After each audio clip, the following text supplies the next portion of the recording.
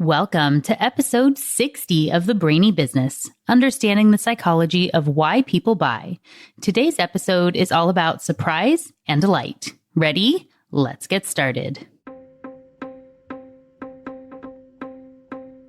You are listening to the Brainy Business Podcast, where we dig into the psychology of why people buy and help you incorporate behavioral economics into your business, making it more brain-friendly.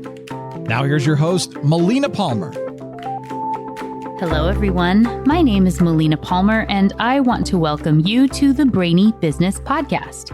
First off, welcome to episode 60. How exciting. I love hitting milestones, and I'm super jazzed to celebrate this one with a fun episode on surprising and delighting customers and how that differs from satisfaction. Last week, we talked about the pain of paying and how it can impact the way people spend money with you.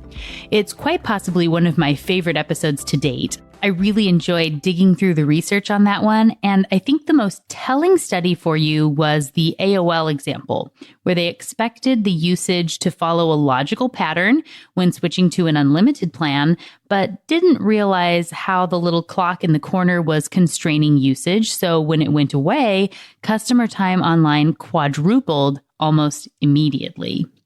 If you haven't yet checked out that episode, there's a link for you in the show notes, which can be found within the app you're listening to or at thebrainybusiness.com/60. There, you'll find links to any past episodes or articles I reference and your freebie worksheet. If you're already a member of the Brainy Business email list, you can get this or any freebie on the super secret subscribers page of the website. There's a link in the email you get from me every Friday. If you're not yet on the list and would like to be, simply sign up for this or any other freebie and you'll be automatically added. And for those of you in the States, you can sign up easily by texting the word Brainy, BRAINY, to 345-345. You'll be added to the list and get a free copy of my ebook as a thank you. And I mentioned last week that there was going to be a special announcement in today's episode. If you're on the Brainy Business email list or follow me on social media, you already know what I'm about to say, but here's the big news. The first online course from the Brainy Business is going live on September 9th, and there is a 1-week presale starting this coming Monday, August 12th. The first course is all about creating a brainy pricing strategy for your business. There are individual modules on mindset and framing, how to use anchoring and adjustment and relativity, and how to showcase your pricing in various versions on a website or when discussing it with a customer. The strategy will be separated out by product-based businesses and service-based businesses to make sure it's laser-focused for you. And this is all built on the work I've done with one-on-one clients to create brain-friendly pricing in their companies. As you know from listening to the podcast, our brains are complex, and that's why I anticipated that even with the tools in my Brainy course, you may still want just a little bit more. With other courses, you'd be forced to live in that limbo, overanalyzing and questioning and not getting your stellar new pricing out there. And that's why Brainy courses are different, and they include a live workshop element.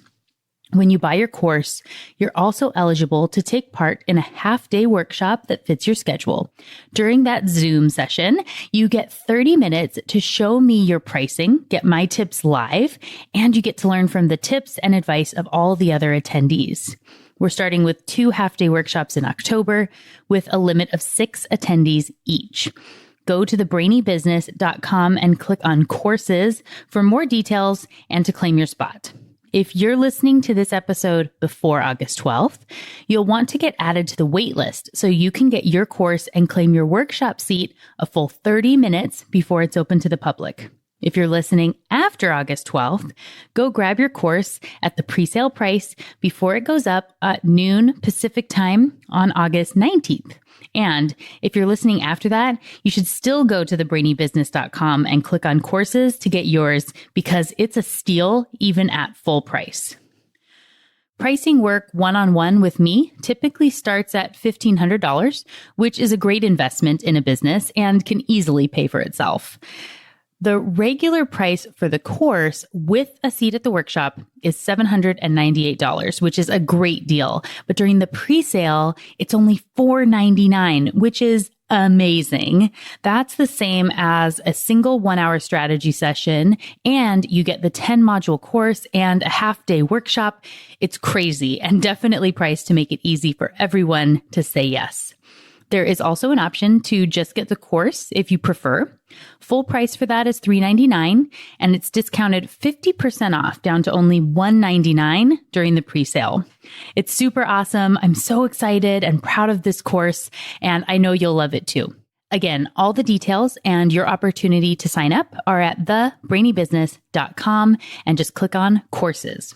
And if you have any questions, feel free to ask me on social media, where you can find me as The Brainy Biz on Twitter, Facebook, and Instagram, or send an email to melina@thebrainybusiness.com. I'll be doing a series of live videos next week on Facebook to answer your questions as well. So come and chat there, or find me in person if you're going to be at Podcast Movement in Orlando, like I will be. All right. That's it about the course, which I hope is a surprise and delighting experience for you. Now let's talk about how you can use surprise and delight in your business. First, I want to talk about the difference between satisfaction and delight. Many people assume there's a linear relationship between dissatisfaction, satisfaction, and delight, but it doesn't really work that way. And while we're at it, it's important to also note that satisfaction is not the opposite of dissatisfaction, and vice versa. You also can't simply do more of what's satisfactory to get someone to the area of delight, because super satisfactory doesn't make you delighted. It's still simply a level of satisfaction. The scale of customer experience actually goes from outrage to dissatisfaction, to satisfaction, to delight. And if you were to think about the two negatives, dissatisfaction and outrage, and the two positives, satisfaction and delight, the real difference between them is surprise. When you have a surprising positive experience, it results in delight. An unexpected, surprising negative experience, that is when outrage comes to play. Anything that is expected, so when you don't have surprise, lies in the field of satisfaction. If a customer has an expectation, they'll either be satisfied or dissatisfied by the level at which that expectation is met or not. You can think of this in a quadrant, and if you don't want to have to guess what it looks like, make sure to grab your free download at thebrainybusiness.com/60. So along one plane is the experience, being either negative or positive, and on the other plane is expectation, either expected or unexpected. When you land in the negative unexpected, you get outrage. Positive expected is satisfaction, and so on. In business, you have to be aware of these all the time and where you're falling for each customer and your overall experience. Ideally, you're living in satisfied territory most of the time, with a few delights popping up here and there. Delighting customers takes extra work, and it can be expensive, though it doesn't have to be. So the question might be, is it worth investing in? The short answer is yes. So here's the long answer. Delight is much more likely to drive loyalty than mere satisfaction. And there's a lot of research that shows loyalty is positively linked to profits and stock market price. There are several studies that have found that the loyalty curve is pretty much flat after you hit the level of satisfied or satisfaction. So once a customer becomes satisfied, they've achieved pretty much whatever level of loyalty they're going to have, even as they move from, say, moderately satisfied to extremely satisfied. But once delight is introduced, hold on to your hats because we're shooting upward on the loyalty score. According to the paper, How to Delight Your Customers, which I've linked to in the show notes and is the foundation of a lot of the research in this episode, Mercedes-Benz found that the likelihood a dissatisfied client will be a repeat customer is only 10%. Moving from dissatisfied to satisfied only moved the needle to a 29% likelihood of buying or leasing with that dealer again. Not great, a really impressive improvement over dissatisfied, but really not where you want to be. So what about those who were delighted? Well, their likelihood of coming back again shot up from 29% at being satisfied to 86% when they were delighted. Now that you know the difference between satisfaction and delight and how they differ in loyalty, you won't get stuck in the satisfaction trap, which is when people incorrectly assume that satisfied customers are very loyal. And it's important to not get stuck in the traps of false loyalty. These can be a result of doing special promotions all the time. So if you're always on a discount, it makes it seem like people are loyal. But when you raise your prices to normal ones or get back into a competitive pricing structure, they're all going to leave. They're only choosing you because of that discounted price. Another route of false loyalty would be having really high switching costs. So often at a large organization, you might sign up for a product or service that you have a long-term contract with. I know at the financial institution, we had negotiations and contracts with the card services providers and online banking providers and all of that. And they might be for 2, 3, or 5-year terms. And they have very expensive costs to break those contracts, sometimes as much as, $500,000 or $1 million to break a contract. And so that's not loyalty, the reason that the organization is sticking with you. Or it might even be that if you were to undertake a project to switch, that it would cost a lot of money to switch to a new vendor and do all of this other work.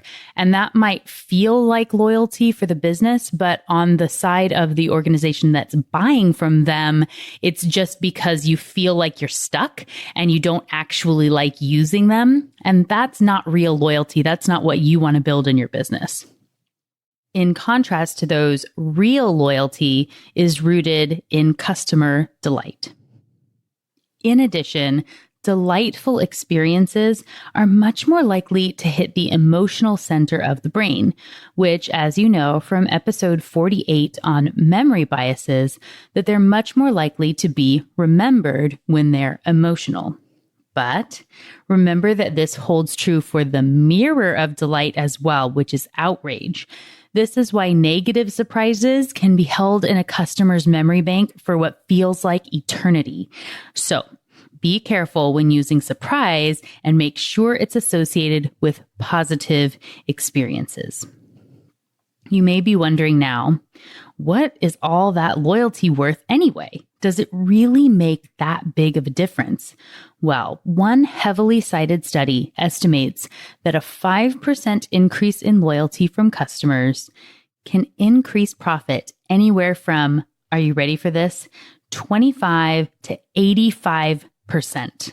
So a 5% increase in loyalty can increase your profit by as much as 85%. Whew, that's worth it, right? This could be because loyal customers buy more stuff more frequently.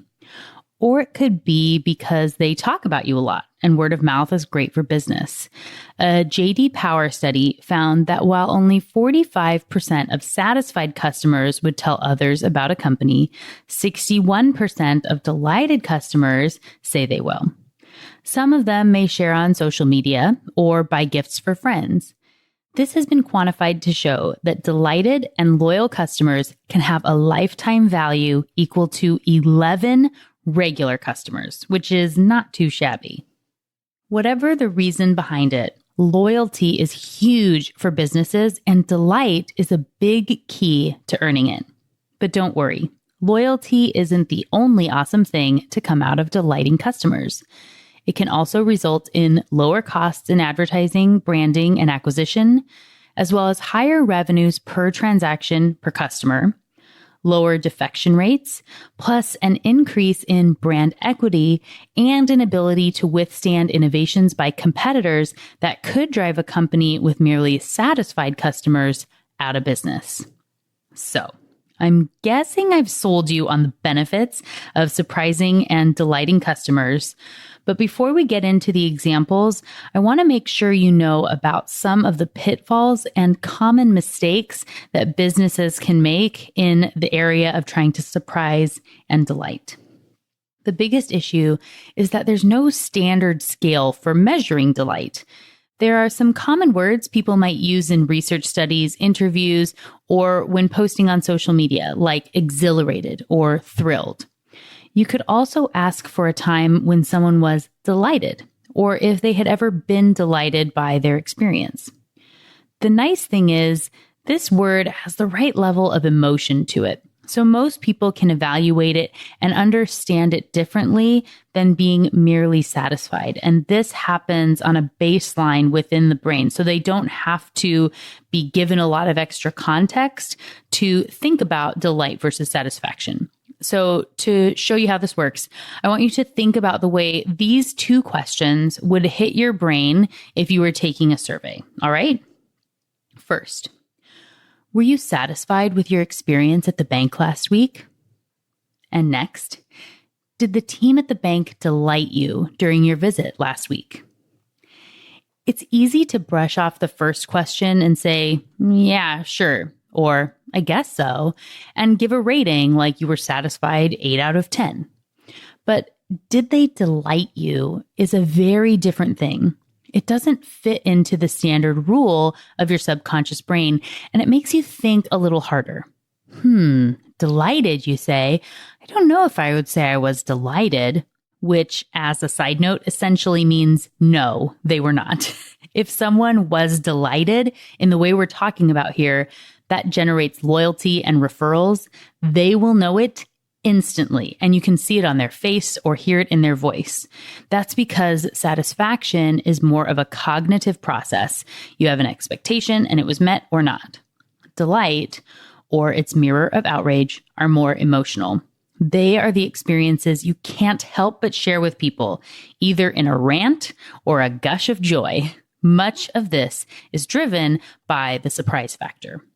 And that leads to another problem. Customers can't tell you what would cause them to be delighted because they have to be surprised. They can't be expecting it, or it isn't going to hit the delight scale. You can get some idea from interviews and things, but it might take some trial and error to find out what would delight your customers. For example, Heinz Ketchup could have asked customers all day about something they could do that would be surprising and bring delight. And I doubt many of them would have come up with Ed Chip. Have you heard of Ed Chip? Well, it turns out that Ed Sheeran is a huge fan of Heinz Ketchup. He even has a tattoo of the brand on his arm. Heinz has claimed that a third of all its activity on Instagram includes Sheeran, either in tags or mentions. So Ed's fans know how much he loves ketchup, and particularly Heinz ketchup. But it was Ed reaching out to them on Instagram with a post that said, "Yo, Heinz, I have an idea for a TV ad if you want to do one. If not, I won't be offended. I could never be mad at you. Slide into my DMs or have your people call my people. Lots of love, your biggest fan, X," which, kisses from Ed Sheeran to his favorite ketchup brand. That post resulted in 1.1 million likes and over 10,000 comments, and eventually a TV commercial showcasing Ed and his idea, which you can watch on his Instagram and which, of course, I have linked for you here in the show notes. Beyond that, it also likely led to Ed Chip, limited edition bottles of ketchup that showcase a tomato that looks surprisingly like Ed with leafy hair and glasses in honor of their 150-year anniversary. Would any customer have suggested this? Asked for it? Probably not, but it sure is getting fans excited and wanting to get their own bottle of Ed Chip. And Ed's affinity for the brand means he was incredibly delighted with being showcased in this way. It seems silly to think of it like this, but Ed truly loves Heinz ketchup. It is as much of a dream come true for him as it is beneficial for Heinz.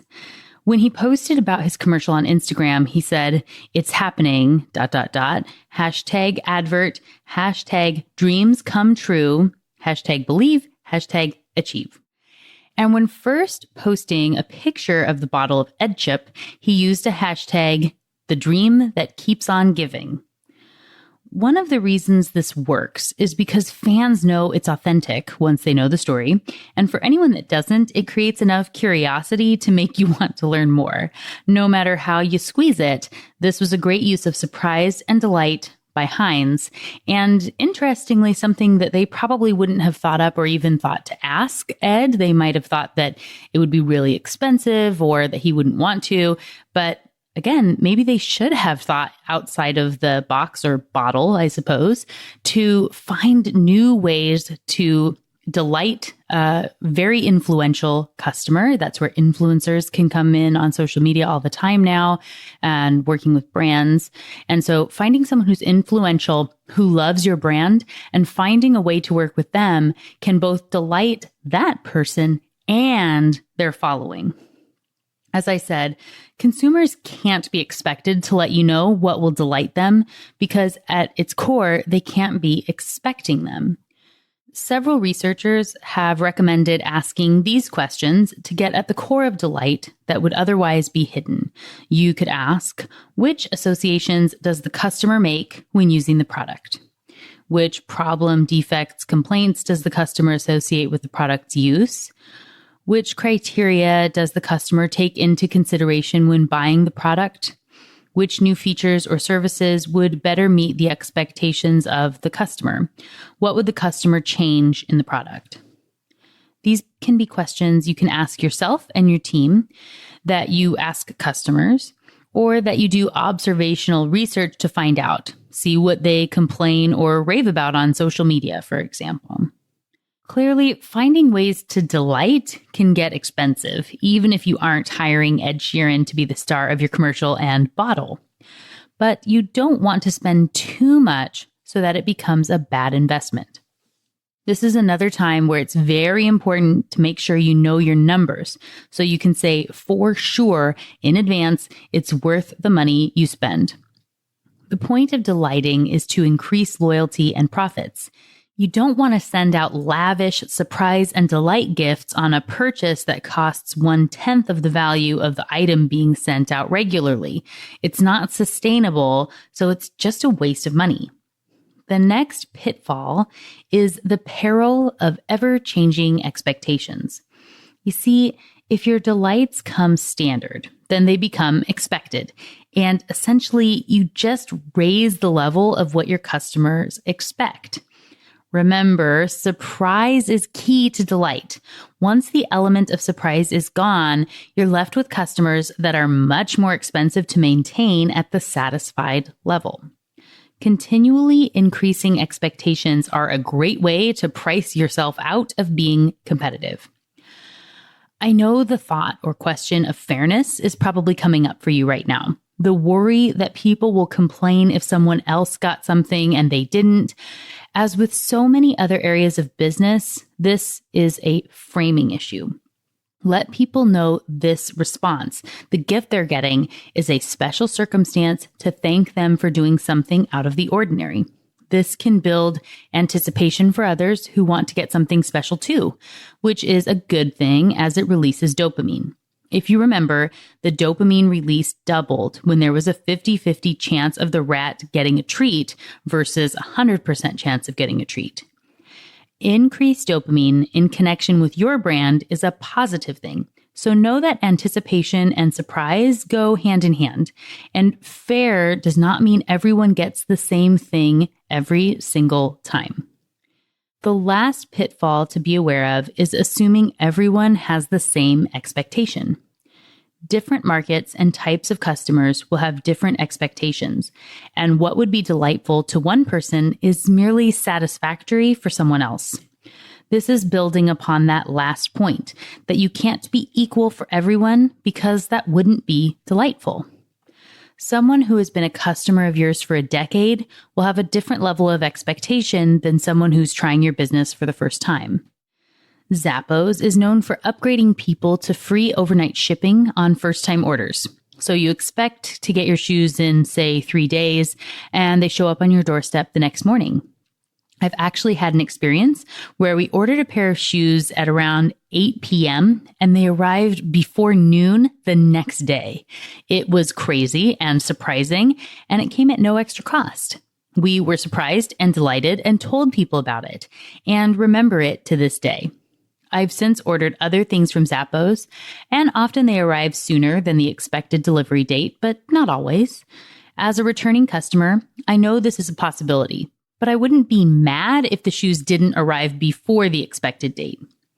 Zappos is doing a good job of having a policy of making it a point to do a surprise upgrade on nearly all first-time orders and to upgrade other orders when they can. Having a great first encounter helps set the relationship off on a good start, and having a dose of delight every now and then keeps customers happy.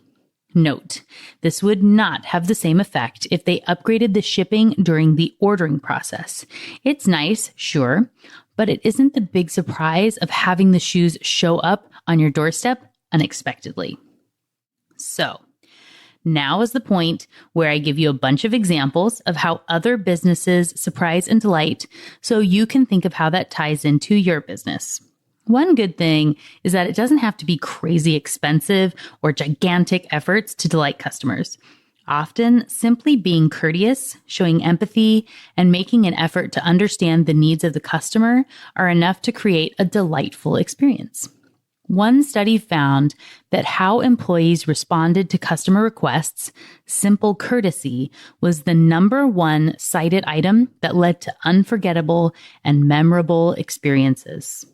Next was willingness to genuinely help and how the employees responded to the requests of the customer. People also mentioned when items were customized or personalized, or when the employee went out of their way to help. This is easily replicable in basically any business, but that means it's also easily copied by competitors and something that can easily become an expectation. Whether it's table stakes or delighting customers, empowering employees to help customers and go the extra mile can make a big difference in loyalty scores and profitability. Take Ritz-Carlton, a company well known for customer service and going above and beyond. Their COO has been quoted as saying, "Unless you have 100% customer satisfaction, and I don't mean that they're just satisfied, I mean that they're excited about what you are doing, you have to improve. And if you have 100% customer satisfaction, you have to make sure that you listen just in case they change so you can change with them." Ritz-Carlton has the goal of fulfilling even the unexpected wishes and needs of its guests. According to their human resources director, if you go to a good hotel and ask for something, you get it. If you go to a great hotel, you don't even have to ask. Ritz-Carlton tracks guest preferences, including their preferred floor and newspaper. They also have employees like housekeepers track when guests make changes in a room, say moving a desk to get a better view, so they can do that in advance of the guest returning. Rooms are also preset to the guest's preferred temperature, all without them asking, and employees are empowered to do anything necessary to make it right for the customer with a $2,000 budget per customer per day for each employee, according to their website.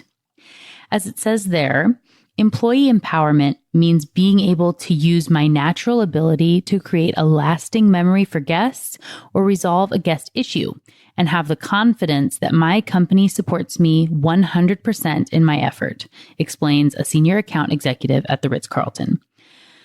Sometimes the most delightful wow moments happen in the blink of an eye. If employees are not empowered and need to cross layers of approval, these moments could be lost forever. And while you don't need such a gigantic budget for this, know that employee empowerment is still crucial in any business if you want to surprise and delight. Each employee should be trained to look for these opportunities and act on them, knowing what the company will and will not support. And it's important to note that while each employee technically has a $2,000 budget per customer per day, they're not all using that, but they're aware that they can do the big action if it needs to be done. There are legendary stories like the bellman who realized a customer had left their briefcase on a way to an important sales meeting, and he didn't have to ask for approval, but he left, got in a cab, went to the airport, got on a plane, flew to where the customer was headed to deliver that briefcase for him in time for the meeting, knowing that it wouldn't have made it in time if it had been shipped. And he was celebrated when he returned because that was a very delightful experience. He made it right, even though that was a customer's error for getting their briefcase and important information.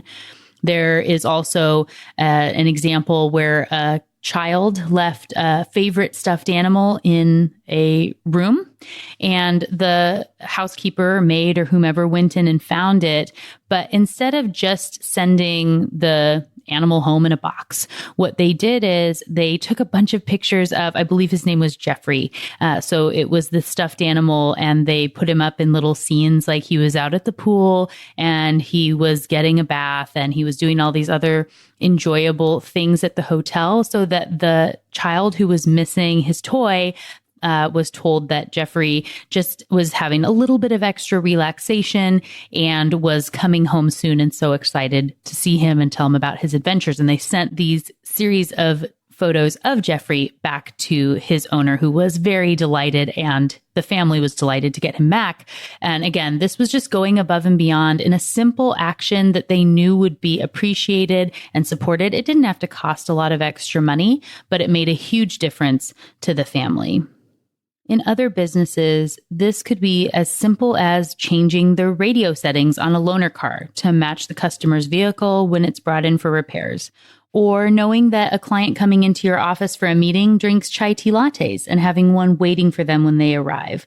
One of my clients is a dental office, and they provide free lunches for anybody who has to come in and have their teeth cleaned or has an appointment between 11 a.m. and 1 p.m. And that's something they're able to take out with them, so you're not missing your lunch when you're trying to schedule in during busy days.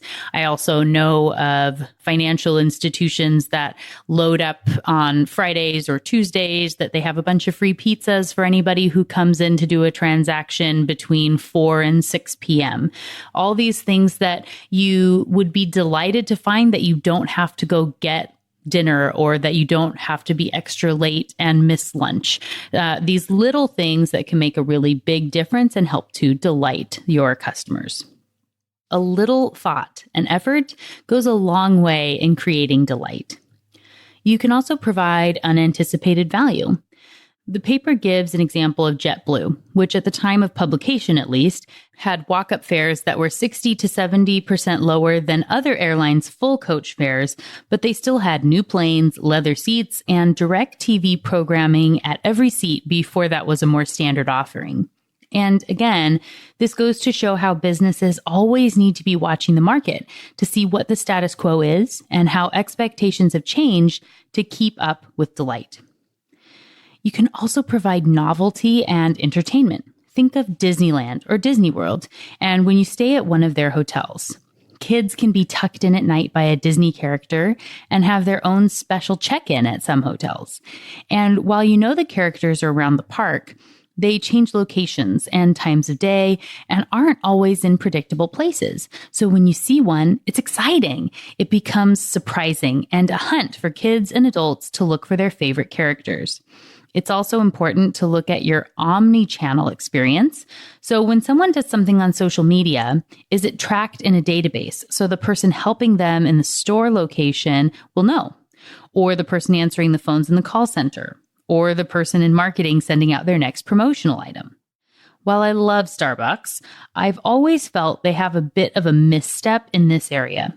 Now that they've switched to the phone apps for paying, which have my name on there, and they do print out on the cup in most places, Why do the baristas still ask for and butcher names? Why aren't they trained to look at the name and say, "Thanks, Melina, they'll call your name when your drink is ready"?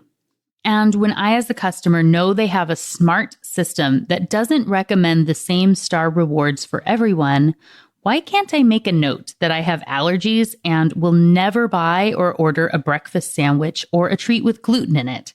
There is no amount of promoting this to me that will make me try it. And every time I see that come up in my app, it's a reminder that they didn't care to ask.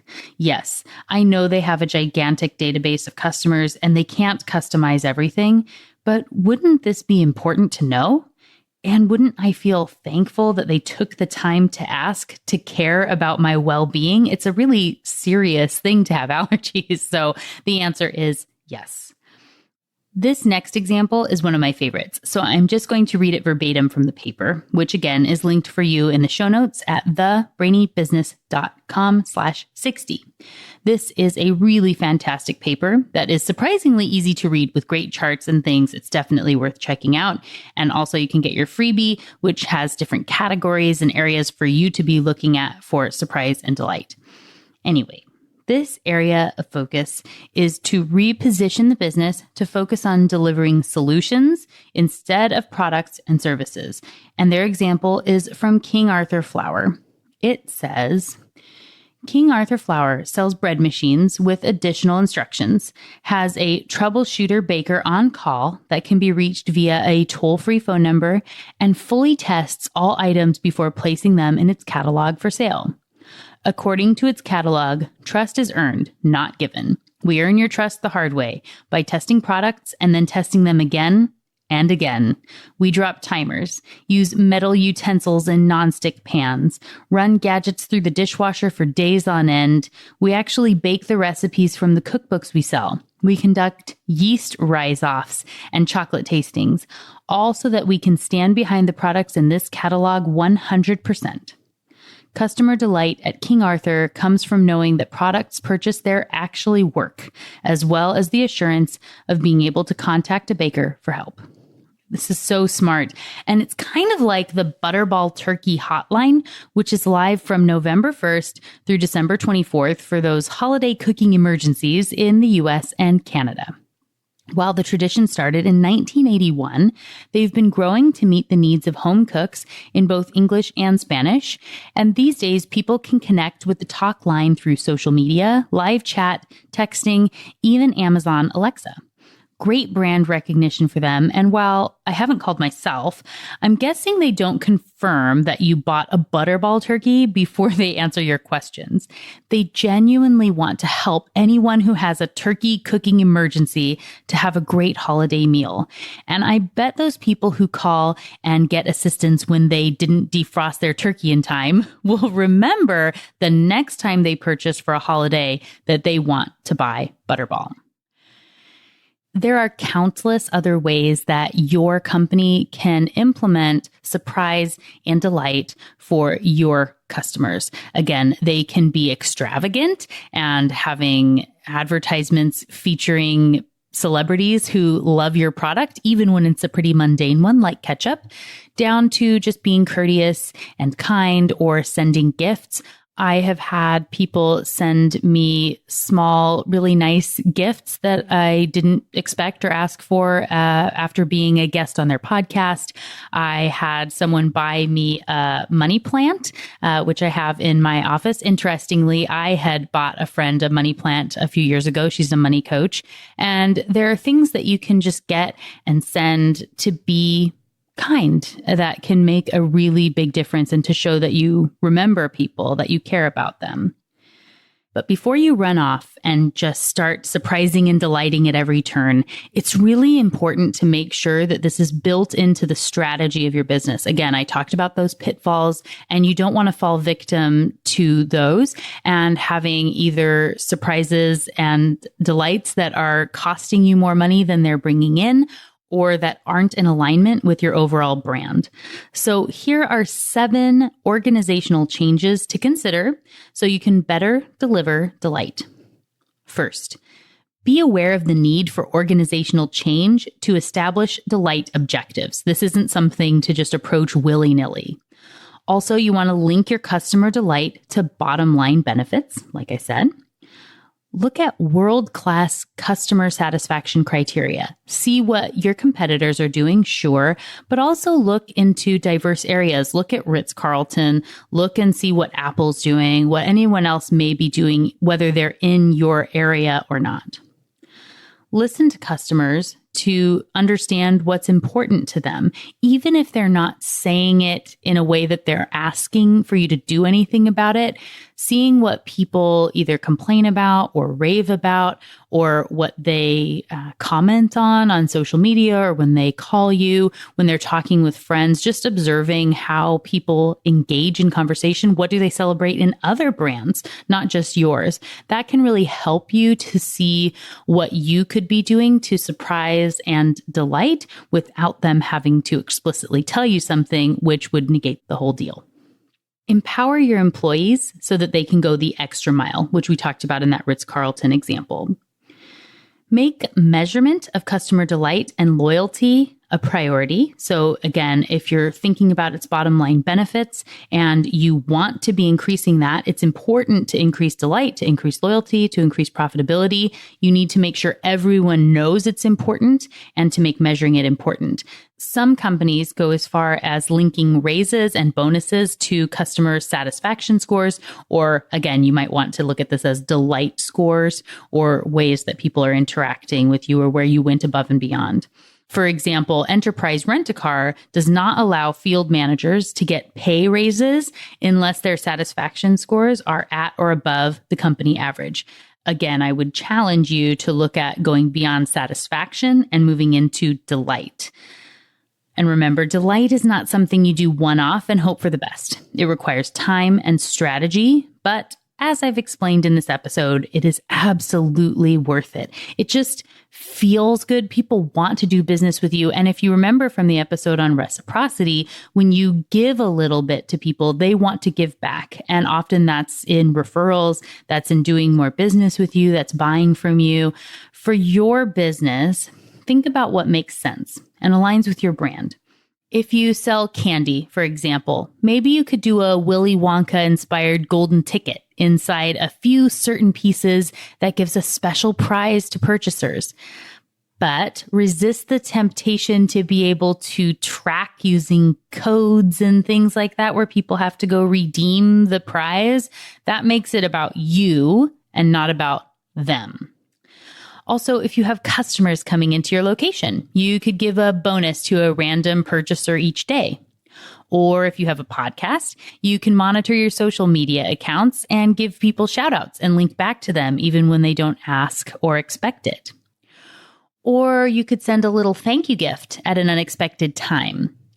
And this is advice I give all the time, and it's really important, so I'm going to go ahead and stress it for you here again.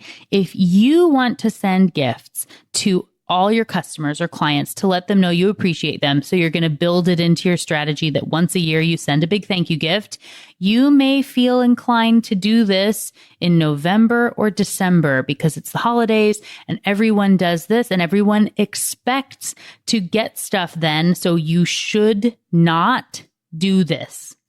Even big gifts that are sent at this time fall into the just fine category because people are expecting things. If you were to instead send your gifts in March or July, they're much more likely to stand out and be remembered and appreciated. Similarly, people get all sorts of emails and junk mail, to be fair, on their birthdays now or in their birthday month. So that also starts to get ignored. What if you sent something on their half birthday or on their anniversary with you?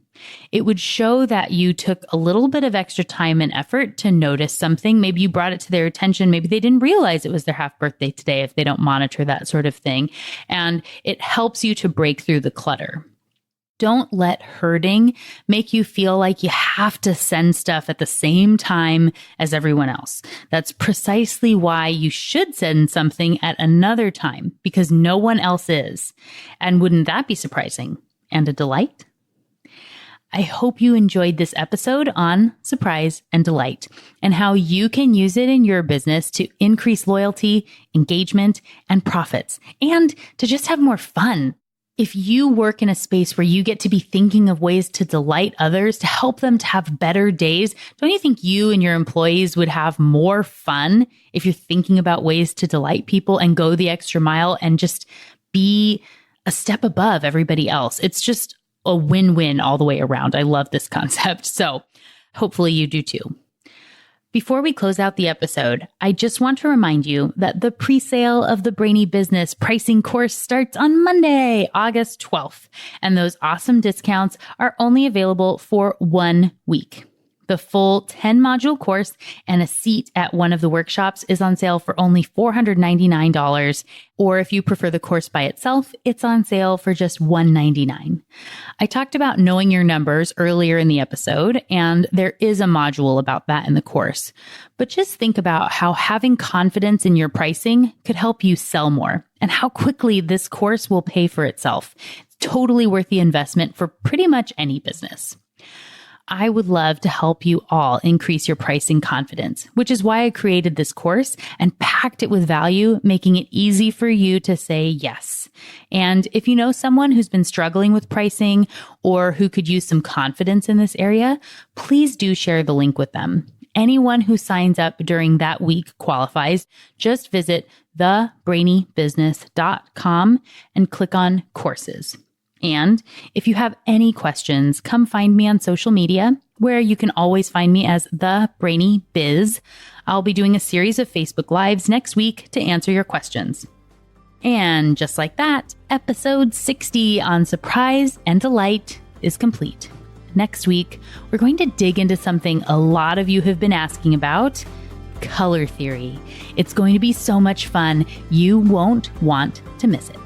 Until then, thanks again for listening and learning with me. And remember to be thoughtful. Thank you for listening to the Brainy Business Podcast.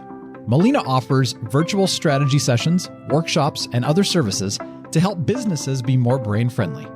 For more free resources, visit thebrainybusiness.com.